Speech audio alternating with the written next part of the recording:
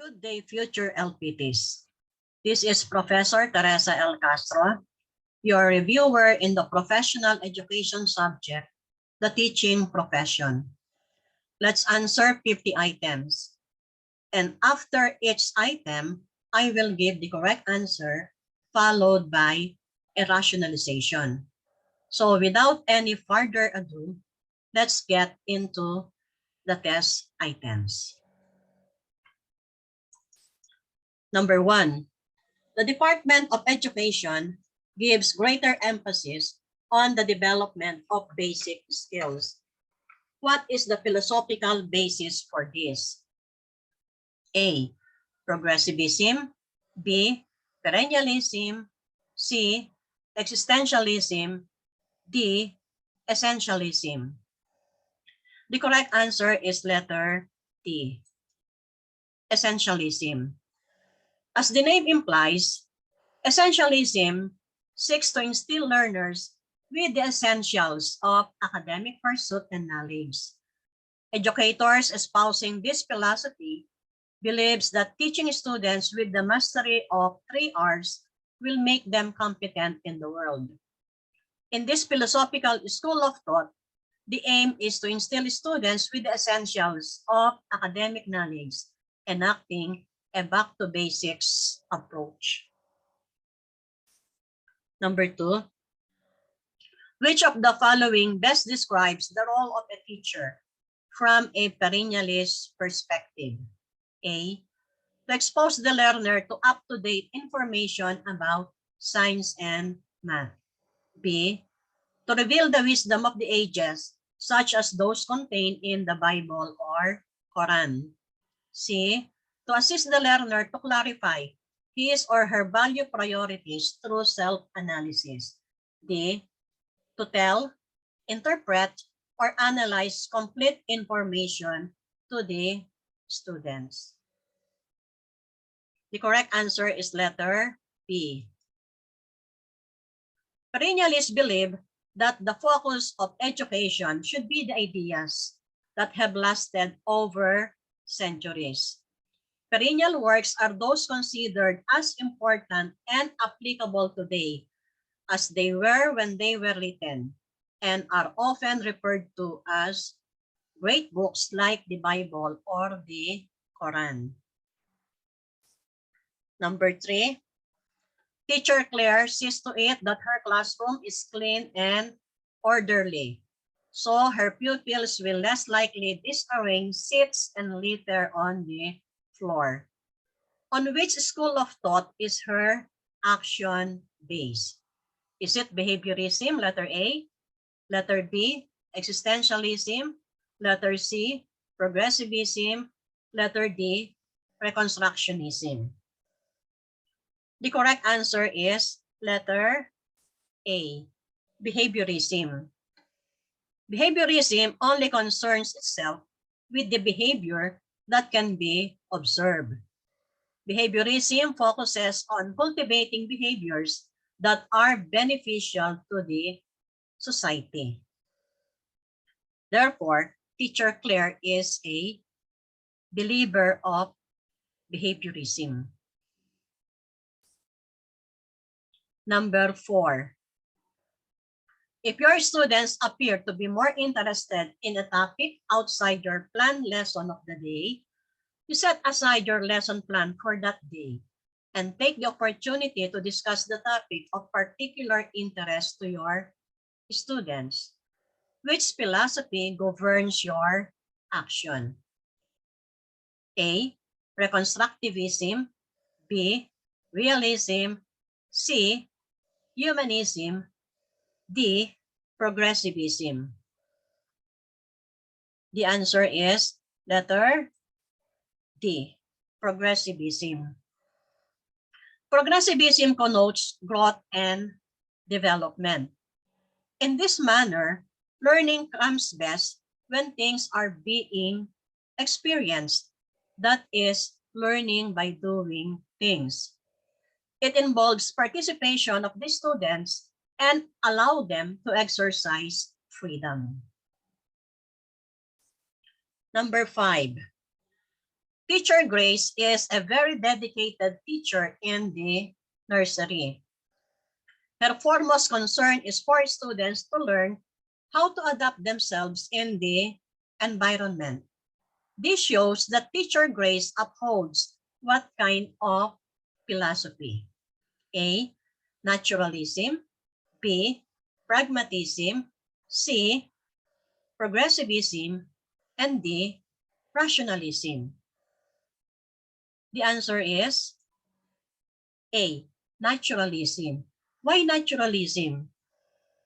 Naturalism aims to unfold the child's potential, not to prepare him for a definite vocation or social position, but to prepare him to adapt to the changing times and needs. Number 6, all learning should center on the child's interests and needs. The school should be a pleasant place for learning. Its emphasis is on the child as the learner and not on the subject matter.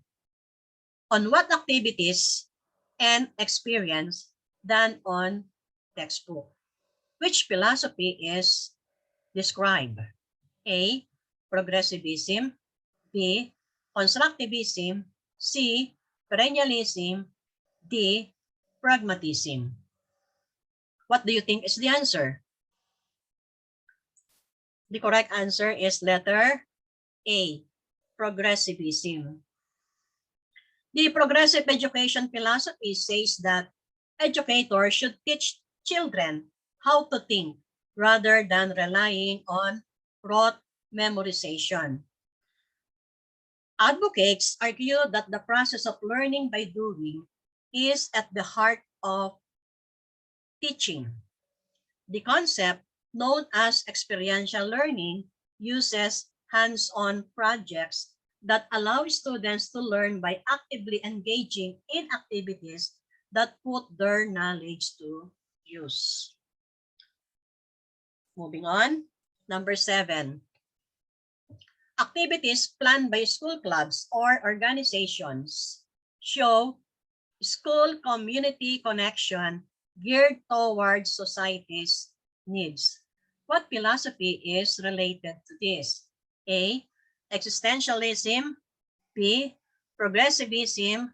C. Realism. Or D. Social reconstructionism. The answer is letter D. Social reconstructionism. Social reconstructionism is an educational philosophy that views schools as tools to solve social problems. Reconstructionists not only aim to educate a generation of problem solvers, but also try to identify and correct many noteworthy and social problems like racism, pollution, homelessness, poverty, and violence. Next, number 8. Teacher Mariel asked one of her students, "What do you want to become when you grow up?" This question is an indication of what kind of philosophy. A. Progressivism. B.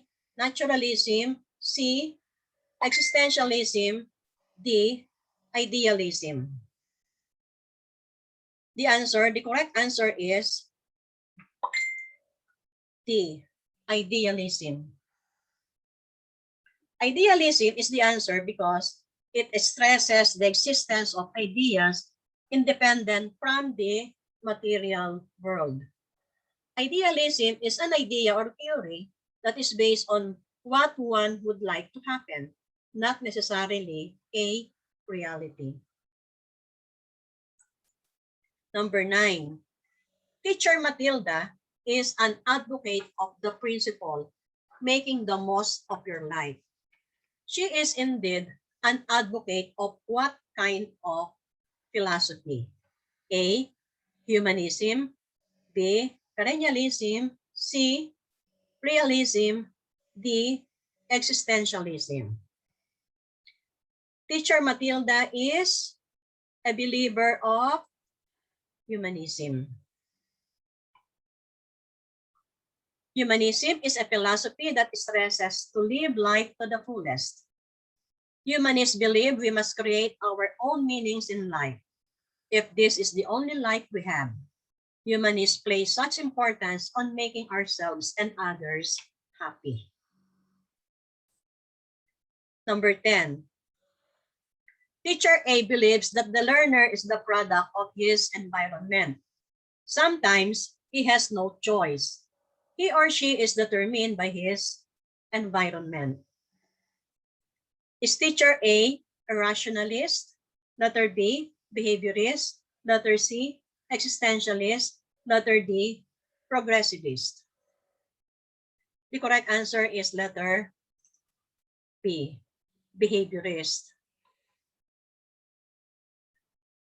This learning theory states that behaviors are learned from the environment and says that innate or inherited factors have very little influence on behavior. Number 11. Teacher May teaches science in the junior high school. She taught the concept that sunlight is necessary for the plants in the process of photosynthesis. Applying the philosophy of pragmatism, Teacher May should, letter A, show a PowerPoint presentation of photosynthesis. Letter B, ask the students to bring plant leaves in school. D, draw the leaves of the plant and color this green. D, ask the students to do a simple experiment about photosynthesis. The answer is letter D. The pragmatists are not interested in lectures or theoretical exposition.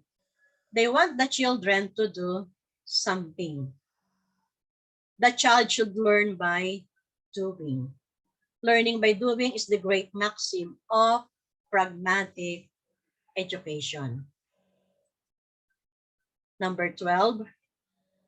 Who among the following Philippine presidents approved a Republic Act that professionalizes teaching and strengthens the regulation and supervision of the practice of teaching in the Philippines? A. Ferdinand E. Marcos. B. Fidel V. Ramos. C. Joseph Estrada. D. Gloria M. Arroyo. The correct answer is letter B. President Fidel Ramos was the president who approved Republic Act 7836 on December 16, 1994. Republic Act 7836 is an act that strengthens the regulation and supervision of the practice of teaching in the Philippines. Number 13. This law makes some amendments of certain sections of Republic Act 7836, such as the qualification requirements of teacher applicants, registration, and exception. Is it Republic Act 4670, Republic Act 10157, Republic Act 10533, or Republic Act 9293? The answer is, of course, letter D, Republic Act 9293. So this law amends specific sections of Republic Act 7836, such as in Section 15, Section 26, and Section 31. Number 14. The licensure examination for teachers comes to existence because of what Republic Act? Letter A, Republic Act 1006. Letter B, Republic Act 10157. Letter C, Republic Act 7836. Letter D, Republic Act 9293. The correct answer is letter C, Republic Act 7836. So this is the law that prescribes licensure exam for teachers. It is also known as the Philippine Teachers Professionalization Act of 1994. Number 15. According to Republic Act 10533, secondary education includes letter A, 4 years of senior high school and 2 years of junior high school education. Letter B, 4 years of junior high school and 2 years of senior high school education. Letter C, 3 years of junior high school and 3 years of senior high school education. Letter D, 5 years of junior high school and 1 year of senior high school education. The correct answer is letter B. Republic Act 10533 is also known as the Enhanced Basic Education Act of 2013. In this curriculum, secondary education includes 4 years of junior high school and 2 years of senior high school education. Number 16. The following are some of the features of the Enhanced Basic Education Act of 2013, except for A, junior high school, B, senior high school, C, bilingual education, D, the MTB-MLE. The correct answer is letter C, bilingual education. Bilingual education is not a feature of the Enhanced Basic Education Act of 2013. Instead of bilingual education, this curriculum adheres to the principles and framework of mother tongue-based multilingual education, which starts from where the learners are and from what they already knew, proceeding from the unknown to the unknown. Next, number 17. According to Republic Act 4670, the term teacher includes 1. Full-time teachers, 2. Vocational teachers, 3. Guidance counselors, 4. Librarians. Letter A, 1, 2, and 3. Letter B, 1, 2, 3, and 4. Letter C, 1 and 2. Letter D, 3 and 4. The correct option is letter B, 1, 2, 3, and 4. As used in Republic Act 4670, the term teacher shall mean all persons in classroom teaching in any level of instruction on full-time basis, including guidance counselors, school librarians, industrial arts, or vocational instructors, and all other persons performing supervisory and or administrative functions in all schools, colleges, and universities operated by the government or its political subdivisions. Next, number 18. Education Act of 1982 is a framework for the establishment of an integrated system of education relevant to the goals of national development. Likewise, it declares the rights of the educational community. Who comprise the educational community? Is it the parents, students, teachers, school administrators? Letter B, schools, community, non-teaching personnel, teachers. Letter C, LGUs, students, parents, NGOs. Letter D, teachers, NGOs, public schools, private schools. The answer is letter A. The members and elements of the educational community as defined in Section 6, Article 2 of Education Act of 1982 includes the following: the parents or the guardians, the students or pupils, school personnel, or all persons working for an educational institution, which includes the following: the teaching or the academic staff, school administrators, academic non-teaching personnel, and of course, the non-academic personnel. 19. Carlo is a graduate of Bachelor of Science in Information Technology.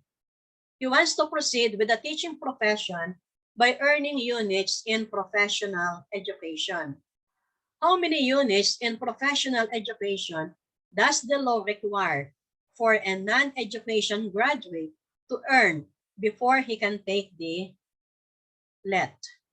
A, 10 units, B, 12 units, C, 18 units, D, 32 units.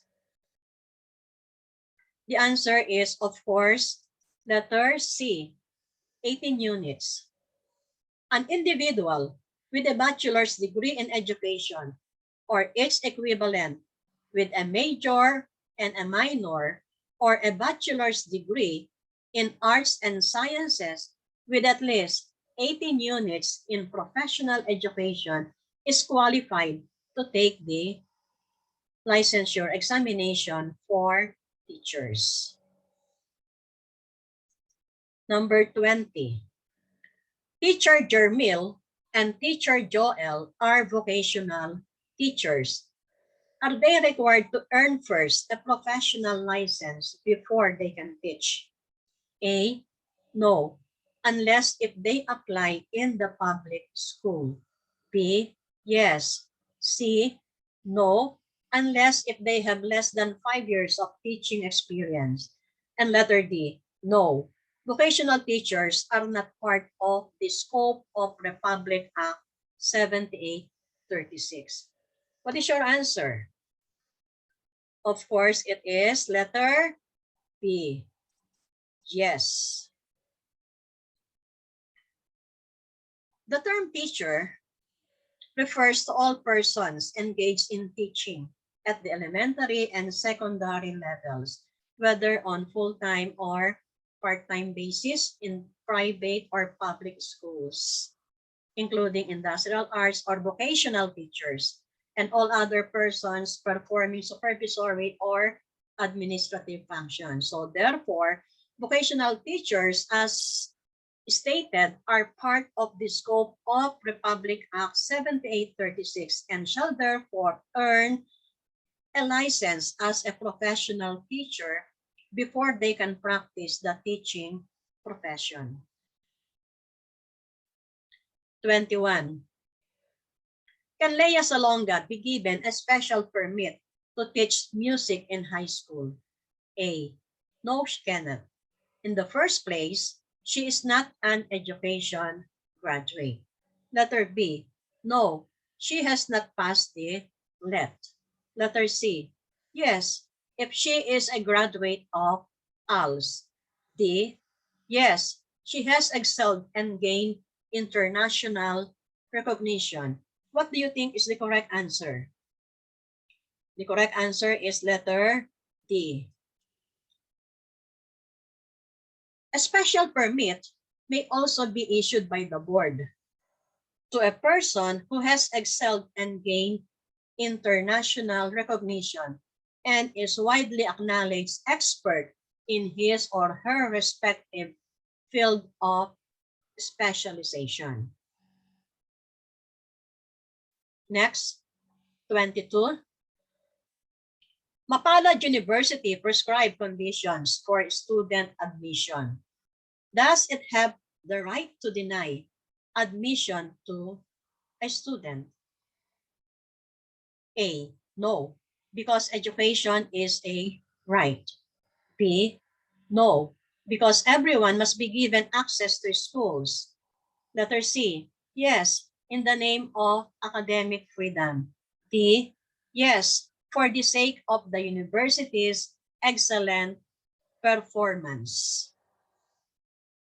The correct answer is letter C. Yes, in the name of academic freedom. The Philippine Constitution ensures the right of academic freedom. This consists of 4 essential freedoms of the university. The right of the institution to determine for itself on academic grounds who may teach, what may be taught, how it shall be taught, and who may be admitted to study. Question number 23. After the 1987 Philippine Constitution, the first legal basis to make teaching a profession and consider teachers are professionals was A. Republic Act 7836, B. PD 1006, letter C.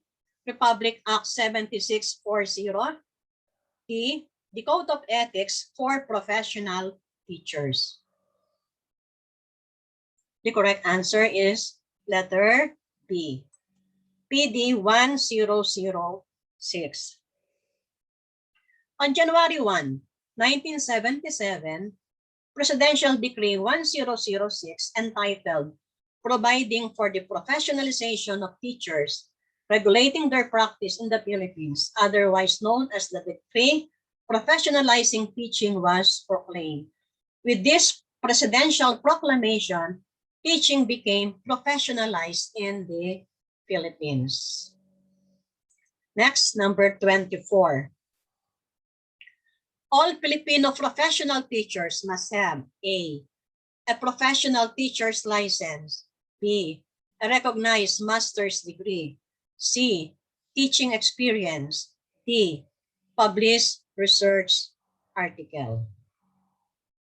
The correct answer is letter A. A professional teacher's license, because no person shall engage in teaching and or act as a professional teacher as defined in Republic Act 9293, whether in the preschool, elementary, or secondary level, unless the person is a duly registered professional teacher and a holder of a valid professional license or a holder of a valid special or temporary permit. Next, number 25. How is gradual progression of teacher's salary from minimum to maximum done? A. Regular increment every year. B. Increment after 10 years of service. C. Regular increment every 3 years. C. Increment after 5 years. Answer is letter C. A regular increment every 3 years. Salary scales of teachers shall provide for a gradual progression from minimum to maximum salary by means of regular increments granted automatically after 3 years, as reflected in Republic Act 4670. 26. Teacher Claire contracted an illness that required rest for more than 1 year. Which leave should she apply for? A. Sick leave. B. Personal leave. C. Vacation leave. D. Indefinite leave. So Teacher Claire may apply for letter D. Indefinite leave. An indefinite leave of absence shall be granted to teachers when the nature of the illness demands a long treatment that will exceed 1 year at the least, according to Republic Act 4670. Number 27. Teacher Anna has been teaching 7 straight years and therefore qualifies for a study leave with pay for 1 year. Should she pursue it, how much is she entitled to receive? A, 50% of monthly salary. B, 60% of monthly salary. C, 70% of monthly salary. Or what letter D, 100% monthly salary. The answer is option B, 60% of monthly salary. In addition to the leave privileges now enjoyed by teachers in the public schools, they shall also be entitled to study leave not exceeding 1 school year after 7 years of service. During the period of such leave, the teacher shall be entitled to at least 60% of their monthly salary, according to Republic Act 4670 or the Magna Carta for public school teachers. Number 28. According to the Code of Ethics for professional teachers, upon which are appointments, promotions, transfers made? A, merit and need. B, health. C, exigency of the service. D, civil status. The correct answer is letter A, merit and need.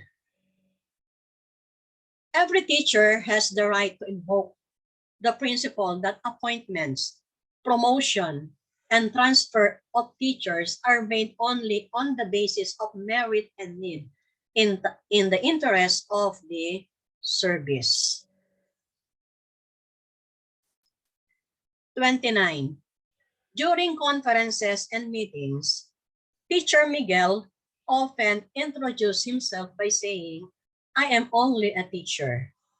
This line implies that A, the teaching profession is insignificant. B, teachers receive the lowest salaries. C, the speaker is a reluctant teacher. D, the speaker is not proud to be a teacher. What do you think is the answer? The correct answer is letter D.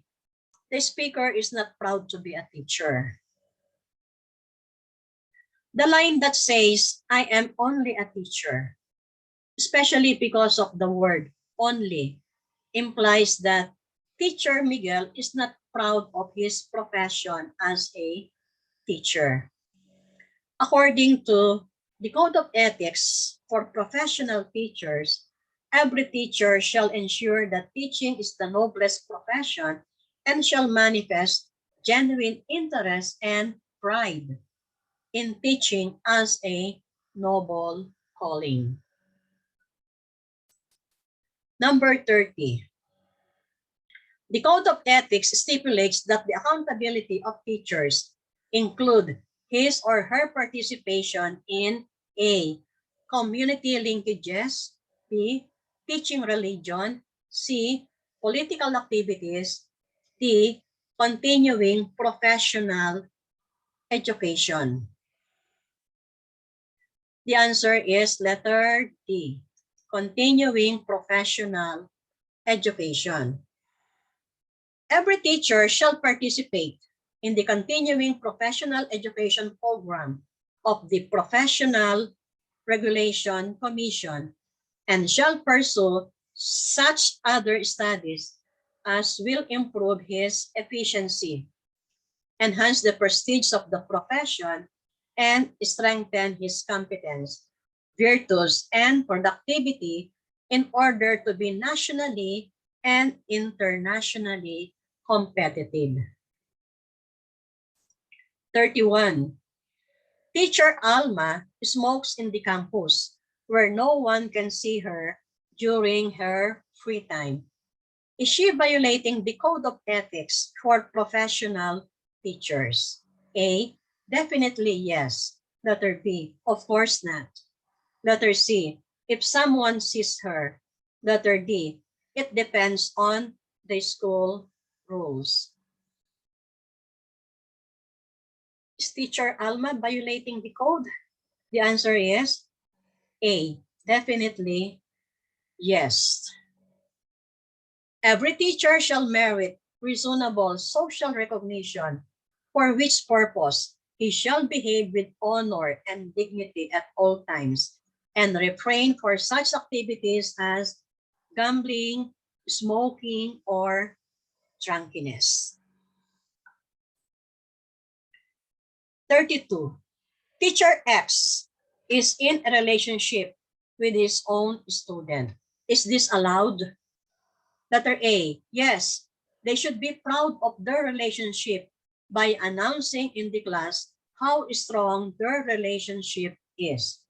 B, no at all times. C, yes, provided that teacher X should exercise utmost professionalism to avoid scandal, gossip, and preferential treatment of the learner. And letter D, no unless the principal allows. What do you think is the answer? The correct answer is letter C. According to the Code of Ethics for Professional Teachers, in a situation where mutual attraction and subsequent love develop between teacher and the learner, the teacher shall exercise utmost professional discretion to avoid scandal, gossip, or preferential treatment of the learner. Next, number 33. Teacher A is newly converted to a religion. Deeply convinced of his newfound religion, he starts Monday classes by attacking one religion and convinces his students to attend their religious services every Sunday. Is this in accordance with the Code of Ethics of Professional Teachers? A, yes. What he does is values education. B, no. A teacher should not use his position to proselyte others. C, yes. In the name of academic freedom, a teacher can decide what to teach. And D, yes. What he does strengthens values education. The answer is letter B, no. A teacher should not use his position to proselyte others. It is clearly stipulated in the Code of Ethics that teachers shall not engage in the promotion of any political, religious, or other partisan interest. 34. Mr. Alfred Santos, a private high school teacher, is being hired by a certain senatorial candidate to serve as one of the UNA party poll watchers for the 2022 elections. Is this allowed? Letter A, yes. It is one of his rights as a Filipino citizen to support a political party that he wants. B, no, unless his principal allows him to do so. C, yes, he is a private school teacher, not a public school teacher. D, no, it is not allowed regardless if he is a public or private school teachers. The answer is letter E.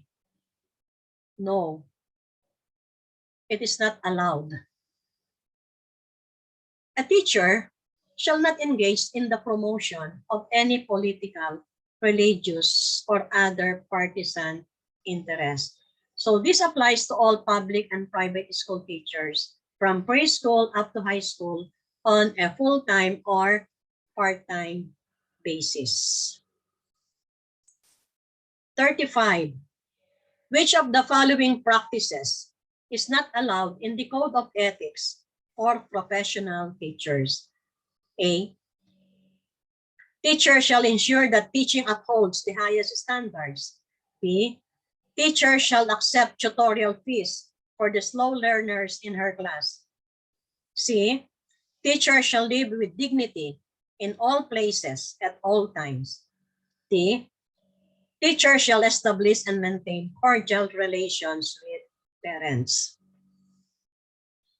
The answer is, of course, letter B. Teacher shall accept tutorial fees for the slow learners in her class. This is not allowed in the Code of Ethics for professional teachers. So teachers shall not accept directly or indirectly any remuneration from tutorials other than what is authorized for such service. 36. Teacher S, a science teacher, has been accused of sexual harassment by one of her students. What should the principal do? A, ask the teacher to surrender to the police. B, tell the teacher to stop reporting to school. C, advise the teacher to transfer to other school. C, create a committee to investigate the accusation. The correct answer is letter D. So the principal should create a committee on decorum and investigation of cases on sexual harassment.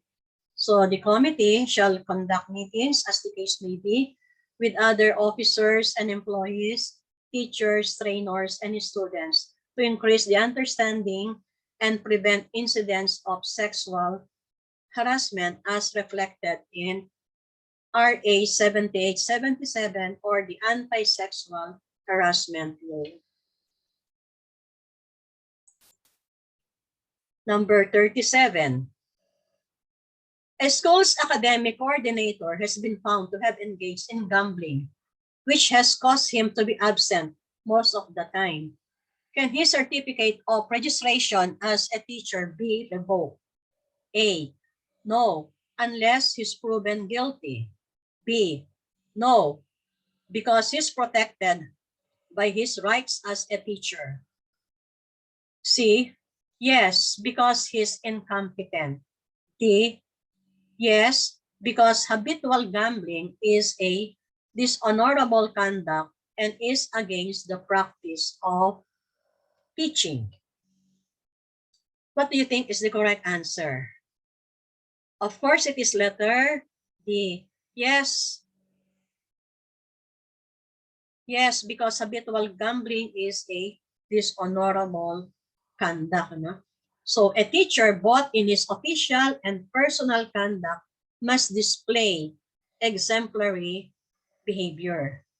The Code of Ethics dictates that every teacher shall merit social recognition, for which purposes he shall behave with honor and dignity.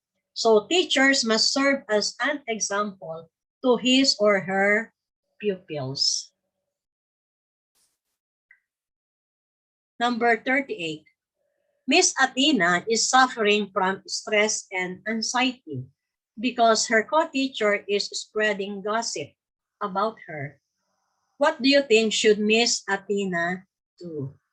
A, she should ignore what her co-teacher is doing. B, she should confront the teacher and defend herself. C, she should speak to her to clarify the matter. And D, she should tell gossip about her too. What is the best thing to do? Miss Athena should speak to her co-teacher to clarify the matter. It is the responsibility of every teacher to seek correctives for what may appear to be unprofessional and unethical conduct of any associates. However, this may be done only if there is incontrovertible evidence for such conduct. So, as I have said, the best action is to speak to her to clarify the matter so she would know the gossip started and who started it. 39. Your co-teacher asks a gift from her students. What should you do? A. Be silent about it. B. Tell it immediately to the principal. C. Advise your co-teacher about the regulation on it. And D. Write an anonymous letter denouncing it. What should you do? So you have to advise your co-teacher about the regulation on it. Because a teacher should not accept favors or gifts from learners, their parents, or others in their behalf in exchange for requested concessions, especially if undeserved. So we have to remind our co-teacher the code of ethics. So as a teacher, it is our responsibility to act professionally as mandated by the code. Number 40. Which of the following situation manifests a balance between teacher's responsibility and accountability? A. She entertains her students with personal stories until the end of the period. B. She spends most of the time on the latest gossips in showbiz. C. She teaches as much as she could for the duration of the period. D. She teaches as well as entertains tired students with her personal stories and jokes. The correct answer is letter C. So, she teaches as much as she could for the duration of the period. So, as a teacher, it is our responsibility. We are responsible and accountable for the achievement of learning of our students. So we should ensure that the hours spent for student learnings are maximized and rendered efficiently and effectively. 41. The following are elements of a teaching profession except A. Long years of initial professional education. B. College degree recognized by CHED. C. A licensure examination. D. International certificates for professional development. What is the exception? Letter D. Professional development is also an element of the teaching profession, but not necessarily for international certificates. However, a teacher should always engage himself or herself to a continuing professional development for him or her to acquire new knowledge and enhance his or her teaching skills. 42. A teacher who practices teaching and responds to the calling of the service is one who considered teaching as a mission, B, profession, C, vocation, D, vision. Answer is vocation. What is a vocation? Vocation means responding to a call from beyond oneself. Because of the commitment that one demonstrates to provide each student with quality learning environment, we should consider teaching as a vocation. A teacher who practices teaching as his vocation responds to the strong feeling or calling for service. Next, number 43. Which are 7 domains and 37 indicators that embody the standards to ensure effective measures of professional learning, competent practice, and effective management? A. The National Competency-Based Standards. B. The Philippine Professional Standards for Teachers. C. The Competency Standards for Professionals. Or D. Standards for pre-service teachers. The correct answer is letter B. PPST, the Philippine Professional Standards for Teachers, or the so-called PPST. So the PPST defines teacher quality in the Philippines. The standard describes the expectations of teachers' increasing levels of knowledge, practice, and professional engagement. Number 44.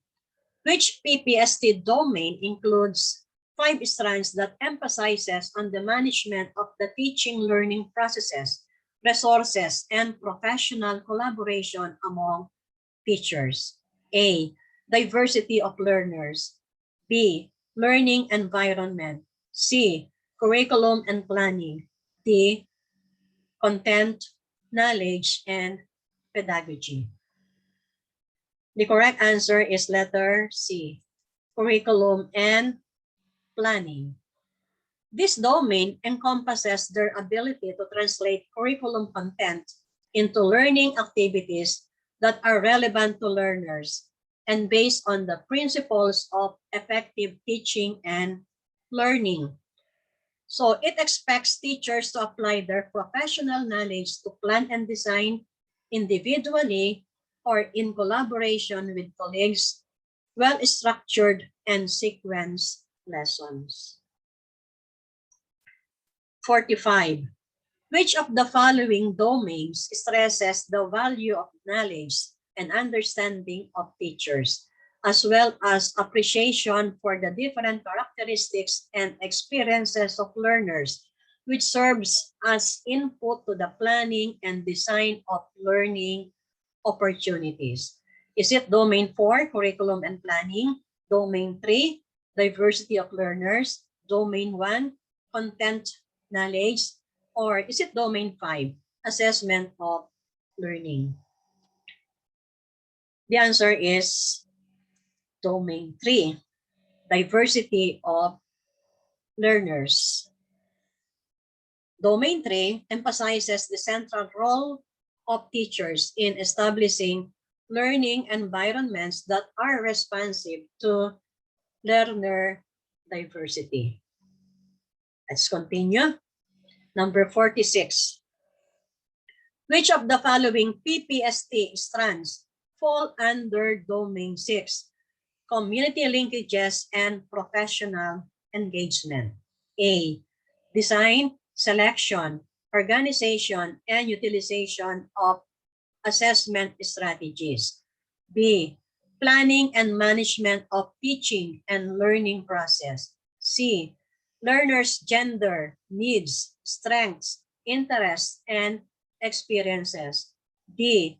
Establishment of learning environments that are responsive to community context. Of course, the correct answer is letter E. Option A is under domain 5, assessment and reporting.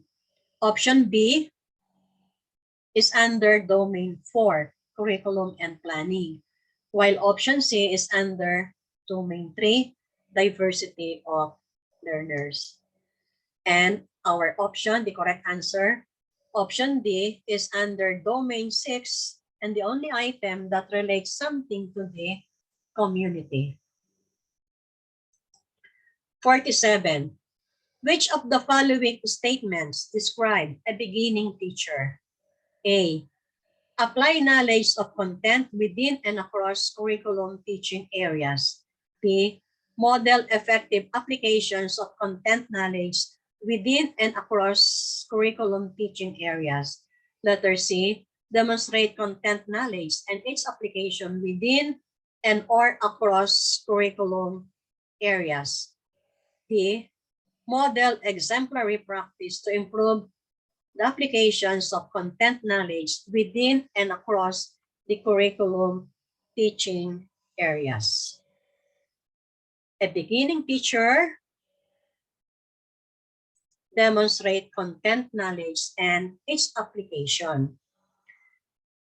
So as described in PPST, beginning teachers are those that have gained the qualifications recognized for entry into the teaching profession. They have a strong understanding of the subject in which they are trained in terms of content knowledge and pedagogy. Number 48. Ms. Sanchez engaged her learners in activities which develop writing, critical thinking, problem-solving skills, and risk-taking. Which of these 21st century skills does Ms. Sanchez possess? A. Communication skills. B. Learning and innovation skills. C. Information and technology skills. D. Life and career skills. The correct answer is letter B. Learning and innovation skills. Since learning and innovation skills include the three C's: critical thinking, problem solving, creativity and innovation, communication, and collaboration. So these learning and innovation skills have to be developed and nurtured in our students. So these skills are very different than memorizing how to solve a particular math problem or repeating someone else's research. 49. Mrs. Jose lead colleagues in designing, adapting, and implementing teaching strategies that are responsive to learners with disabilities, giftedness, and talents. In what category of teachers does Mrs. Jose belong? A. Beginning. B. Proficient. C. Highly proficient. D. Distinguished teacher. The correct answer is letter D. Mrs. Jose is a distinguished teacher. A distinguished teacher exhibits exceptional capacity to improve his or her own teaching practice and recognized as leaders in education, contributors to the professional, and initiators of collaborations and partnerships. And the last number, 50. What are the 4 career stages of the PPST? A. Poor, satisfactory, very satisfactory, outstanding. B. Novice, competent, proficient, expert. Letter C. Beginning, proficient, highly proficient, distinguished.